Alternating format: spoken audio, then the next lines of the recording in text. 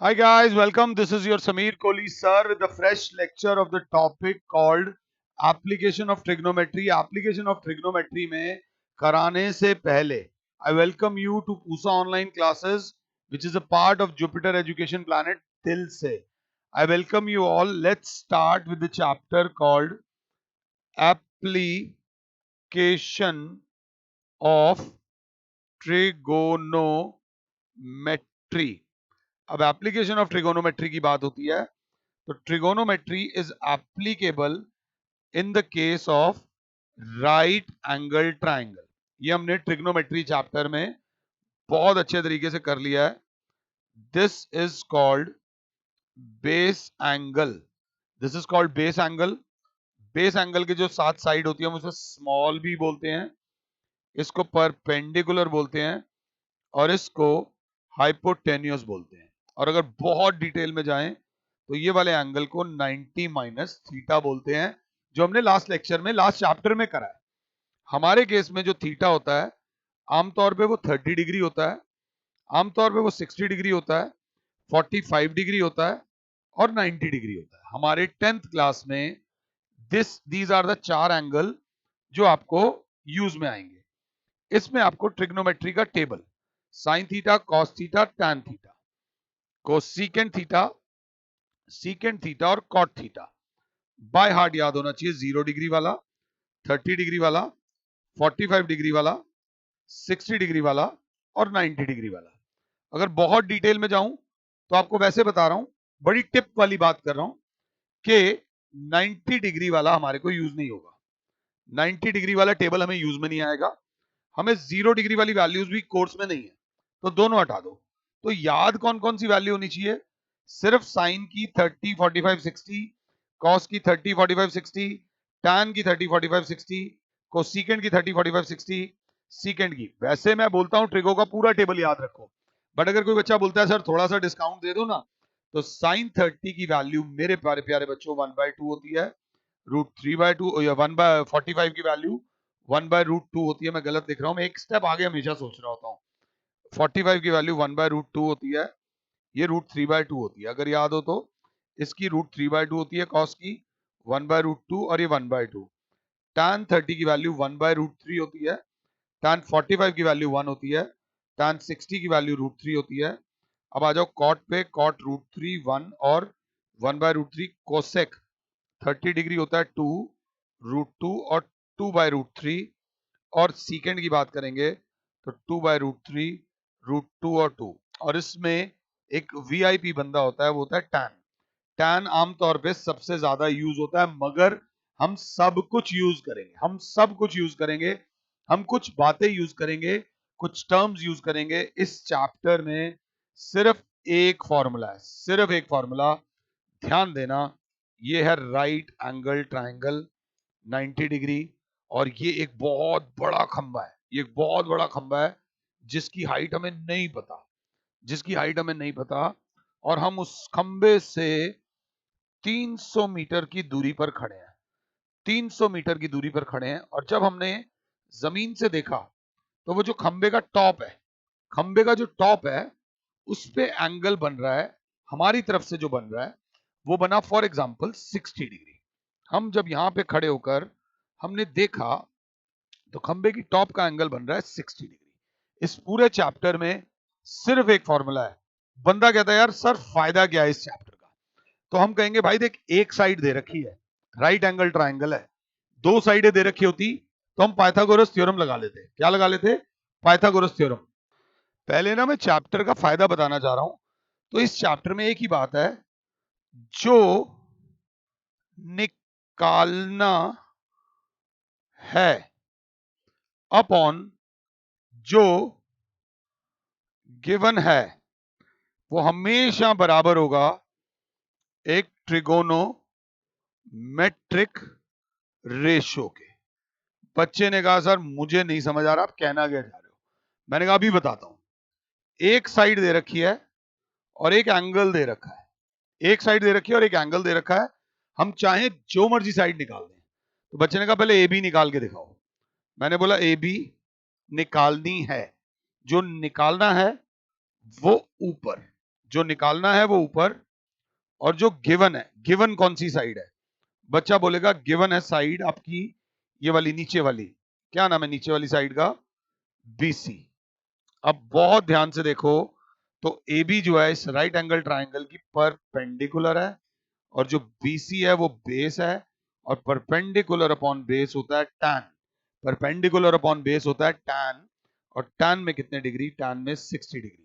तो बच्चा बोल जाएगा tan 60 डिग्री हो जाएगा। अब इससे फायदा क्या होगा?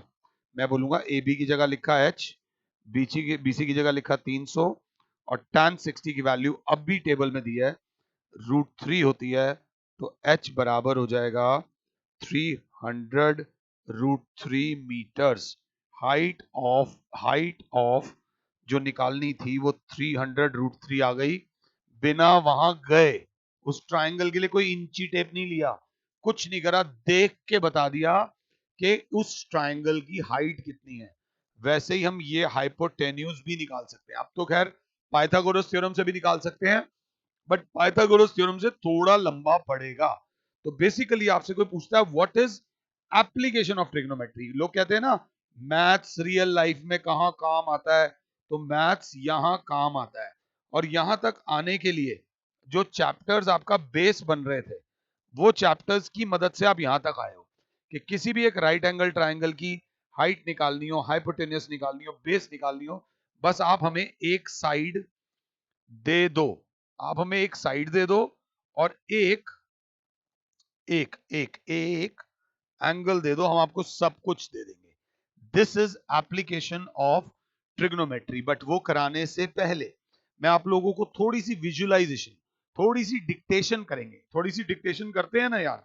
डिक्टेशन मतलब अगर लिखा हो a tower of 20 meter stands on a ground, इसका डायग्राम बनाओ।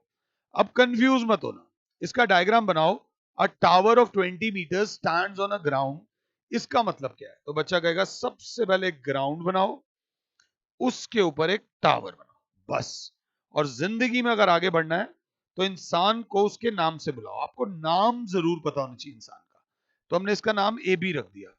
फालतू डायग्राम एक्सटेंड मत करो, ये टावर खड़ा कर दिया। अब क्या करें? थोड़ा सा फिगर को इंफॉर्मेटिव बनाओ। दुनिया का हर टावर जमीन के साथ 90 डिग्री का एंगल बनाता है, और टावर ऑफ 20 मीटर बोला गया है। अब ये फिगर बिल्कुल कंप्लीट हो गई है। A tower of 20 meter stands on a ground.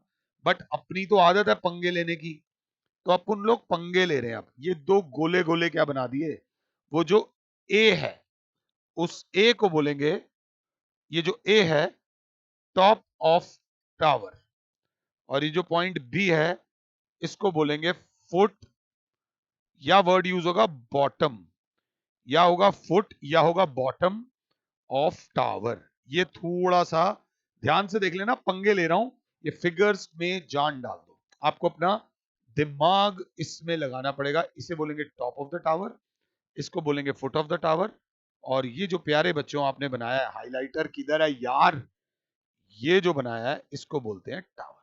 इसको हाईलाइट वाईलाइट करने की जरूरत नहीं है, सिर्फ समझने की जरूरत है। अब language, two poles of equal height stand on either side of road. Two poles of equal height stand on either side of a road. तो मेरी क्लास बोलेगी ये रही एक रोड, ROAD रोड। अगर आप रोड वर्ड नहीं भी लिखोगे तो कोई दिक्कत नहीं, सर हमने रोड तो बना दी। अब आपने यहां वर्ड बोला two poles of equal height, ये बात समझना, H1 is equals to H2। जो पहले पोल की हाइट है वो दूसरे पोल की हाइट के बराबर है। बराबर ऑन ईदर, ईदर का मतलब होता है दोनों तरफ। ईदर का मतलब होता है दोनों तरफ। मतलब एक ये रहा टावर, ये पोल, ये एक पोल, ये इक्वल हाइट वर्ड यूज करा है। अपने आप फटाफट से पीछा छुड़वाओ इससे, इसके आगे लिख दो H, इसके आगे लिख दो H, और अब नाम दे दो A, B, इसका नाम दे दो C, D. Two poles of equal height stands on either side of a road. इस तरफ भी और उस तरफ भी इक्वल हाइट के दो टावर्स खड़े हैं। अगर क्लास 7 है तो अगर पंगे लेने हो तो ये top of pole 1, this is top of pole 2, this is foot of pole 1, this is foot of pole 2। ये दो बातें ध्यान से देख लेना। आगे आगे आगे एक और, अ tower of 7 meter height is placed, placed की जगह stands word भी आता है, stands on top of a building, stands on top of a building। आराम से माता रानी का नाम लो और फिगर बनाने की कोशिश करो। बन जाए तो ठीक है, नहीं तो कोई दिक्कत नहीं, आप जब चाहो मुझे पॉज कर सकते हो, खुद से ट्राई करो। रिकॉर्डेड क्लासेस का यही फायदा होता है that you can pause me any time, it is everything is in your hand guys, ध्यान दीजिएगा। तो हमने बोला tower of height 7 meters, a tower of height 7 meter stands on top of a building. अच्छा, बिल्डिंग के ऊपर, building के ऊपर एक टावर दे रखा है, दिस इज द बिल्डिंग। इस बिल्डिंग के ऊपर एक 7 मीटर लंबा टावर है। अब जरा ध्यान से देखो, दुनिया की हर बिल्डिंग जमीन पर बनती है, जमीन बनाना बहुत ज्यादा जरूरी है। ये जो ए बी बन गया, ये बन गई बिल्डिंग। अगर साथ हो तो हर बार तुम्हें लिखना नहीं है बिल्डिंग बिल्डिंग, तुम्हें पता होना चाहिए। और ये जो बिल्डिंग के ऊपर है इसको बोलते हैं टावर।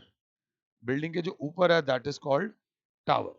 तो ए बी, इसको नाम दे दो सी, इसको नाम दे दो डी।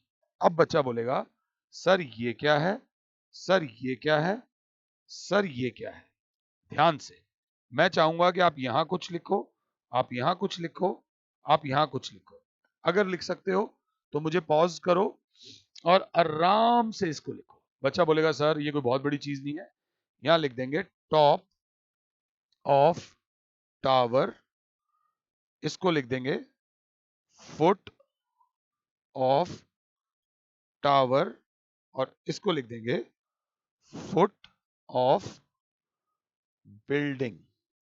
इतने में एक बच्चा बोलेगा सर कहीं ना कहीं मुझे एक चीज आपसे थोड़ा सा दिक्कत दे रही है, जिसको आपने फुट ऑफ द टावर बोला है, टावर का फुट बोला है, वही पॉइंट तो बिल्डिंग की टॉप है, तो इसी को टॉप ऑफ बिल्डिंग भी बोल सकते हैं। You can say, you can use all these two words. आराम से माता रानी का नाम लो और फिगर को बनाते हुए चलो। This is about application of trigonometry. अब आपकी लाइफ में यूज होने वाले दो words, elevation.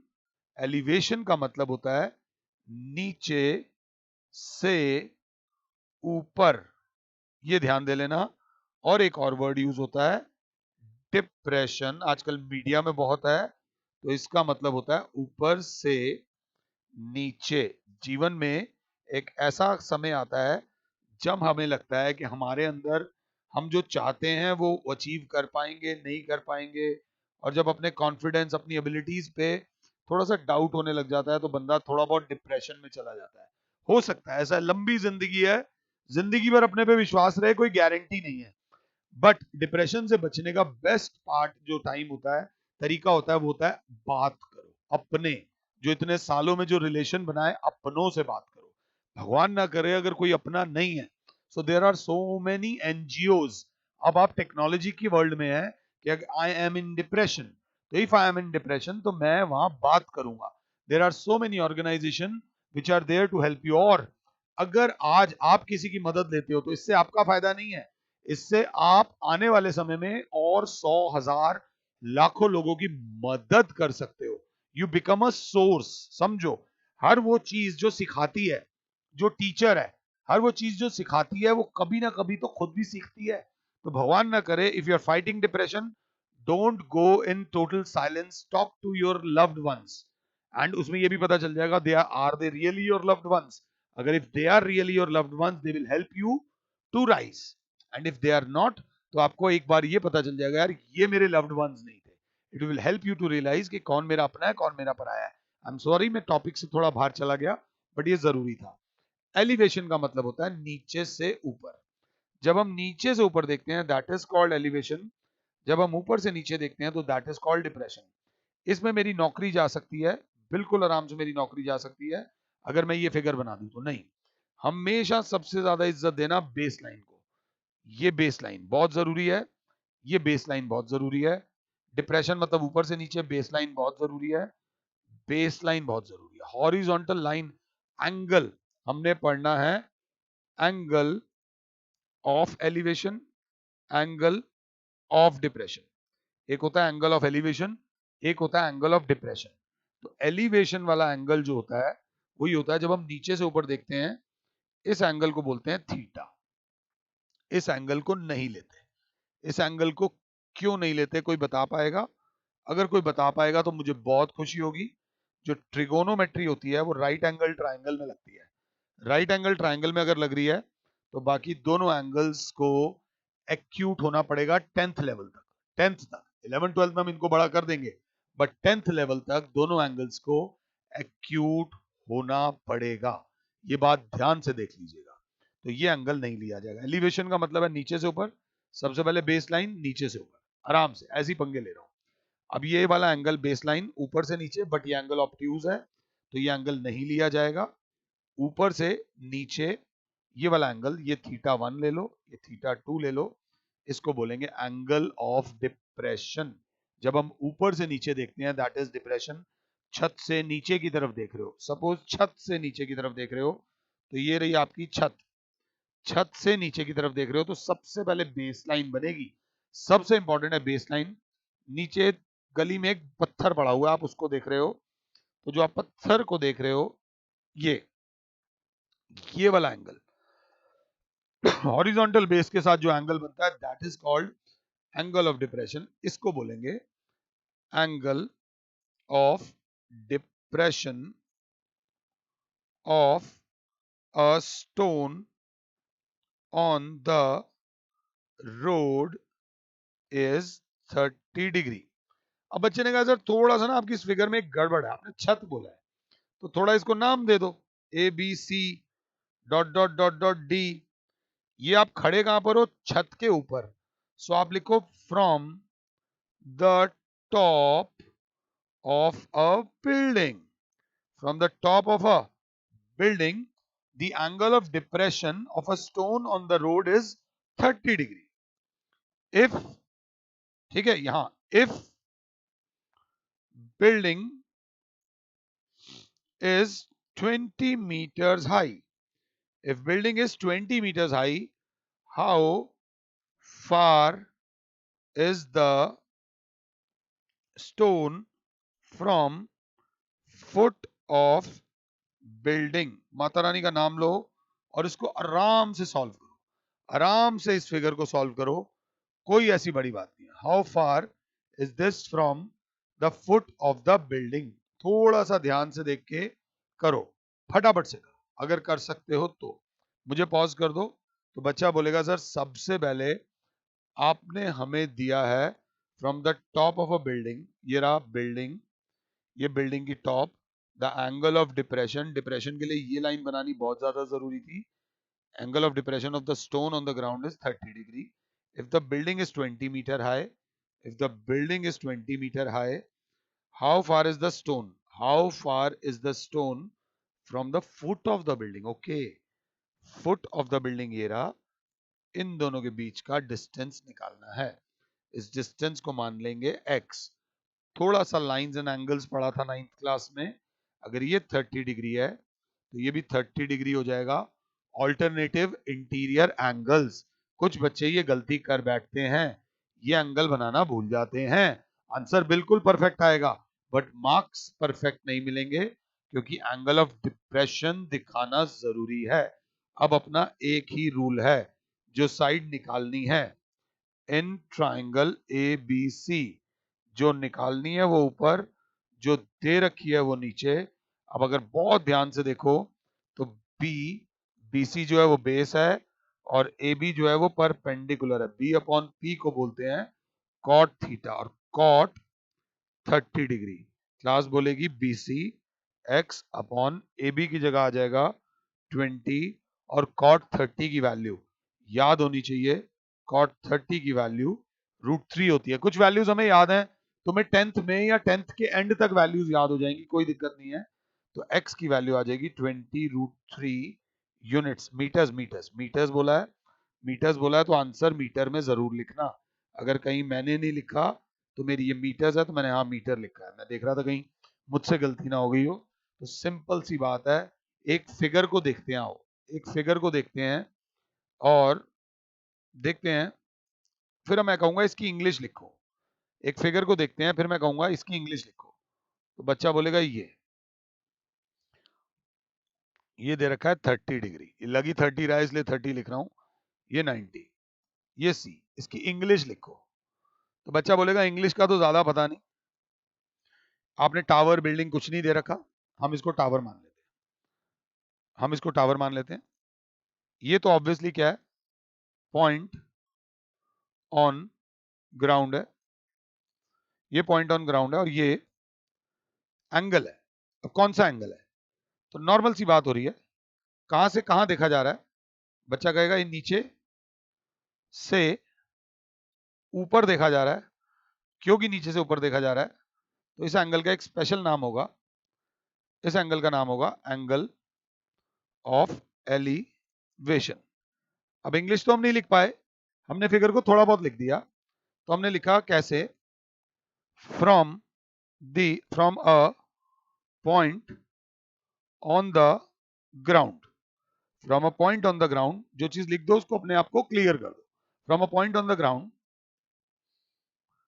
Angle of elevation, अब जैसे ये लिख दिया ऑफ ये top of tower, angle of elevation of top of tower, angle of elevation लिख दिया, टॉप ऑफ टावर लिख दिया,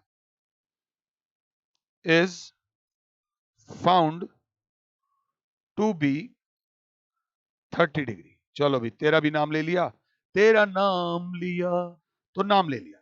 अब बस दैट्स इट, कुछ नहीं। अब यहां पर मैंने ऐसी पंगे लेने के लिए लिख दिया 40 मीटर्स।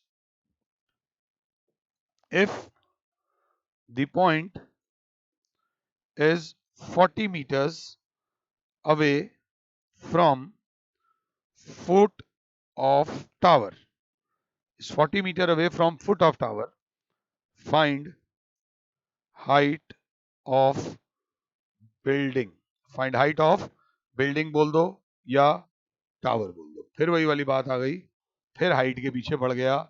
जय माता।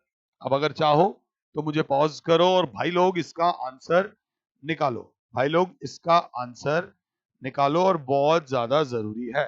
तो बच्चा बोलेगा जो दे रखा है वो जो निकालना है वो ऊपर A B in triangle A B C, A B upon B C perpendicular upon base is equals to tan 30। बच्चा कहेगा इस बार फॉर्मूला नहीं लिखा, परपेंडिकुलर अपॉन बेस। अब थोड़ा सा लेवल बढ़ाओ, परपेंडिकुलर अपॉन बेस tan होता है और बेस एंगल 30 है तो tan 30। अब perpendicular h upon 40 is equals to tan 30 is 1 upon √3। tan 30 की वैल्यू 1/√3 हो गया है, इसे ऊपर ले जाओ, h इज इक्वल्स टू आ जाएगा 40 अपॉन √3, h आ जाएगा 40 अपॉन √3।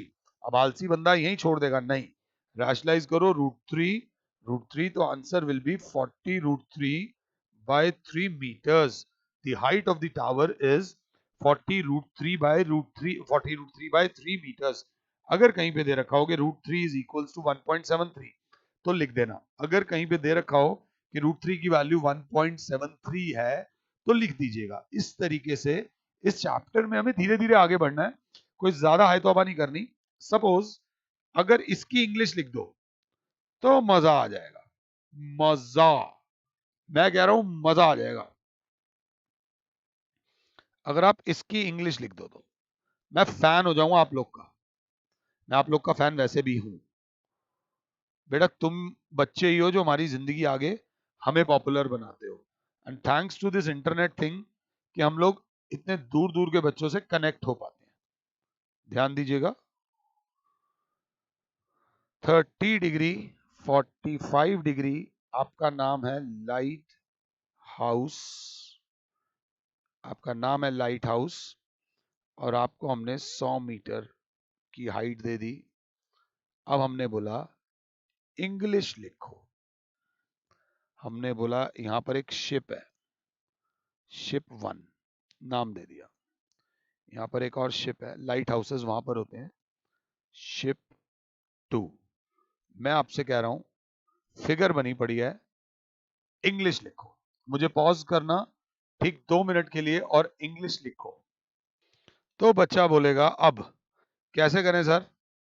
यह है top of light house, from top of light house, from top of light house बोलते ही चल भाई तेरी जरूरत होगी।